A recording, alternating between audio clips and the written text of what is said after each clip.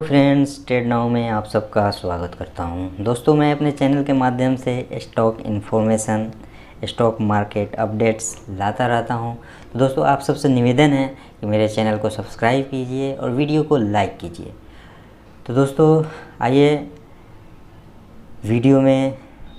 तो दोस्तों, आपको पता है कि ये सीज़न क्वार्टरली रिजल्ट का सीज़न है। तो बहुत सारी कंपनियां अपने क्वार्टरली रिज़ल्ट अनाउंस कर रही हैं, जिसमें बहुत सारे कंपनी का रिज़ल्ट अच्छा भी आ रहा है और बहुत सारे कंपनियों का परफॉर्मेंस बुरा भी है।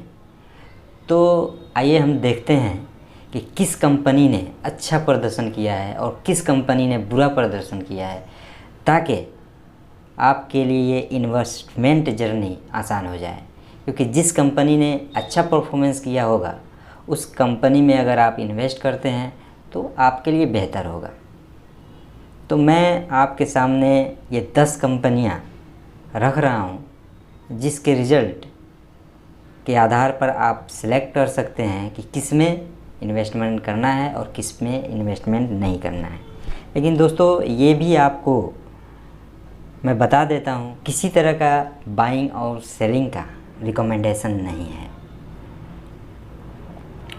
दोस्तों, हमारा पहला कंपनी है जिसका Q4 रिज़ल्ट आ गया है।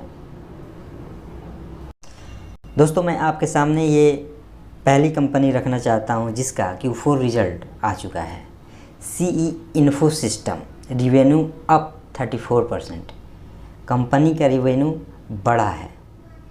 Net profit down 28.2% at 48 crore versus 37.9 crore year to year. Revenue up 34.2% at 144 crore versus 107 crore year to year.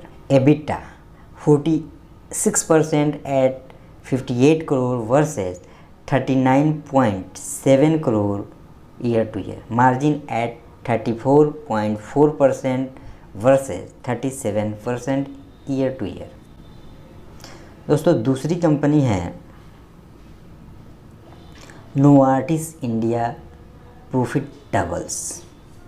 Novartis Q4 result, जिसका प्रॉफिट डबल हो चुका है। Net profit up 99% at 29.3 crore versus 14.7 crore year to year. Revenue up 3.3% at 84 crore versus 81.2 crore year to year. EBITDA at 23.9 crore versus 11.5 crore year to year. तो company का EBITDA भी बढ़ा है। Margin at 28.5% versus 14.2% year to year. Margin भी बढ़ा है कंपनी का। Recommend final dividend of 25 पर शेयर। तो कंपनी ने पर शेयर 25 रुपये डिविडेंड देने का भी फैसला किया है। दोस्तों, हमारा तीसरा कंपनी है रिलायंस पावर, जिसका Q4 रिजल्ट आ चुका है। रेवेन्यू 1% डाउन हो गया है। Net profit at 125.6 crore versus loss of 397 crore year to year. Revenue down 1% at 1978 crore versus 1997 crore year to year.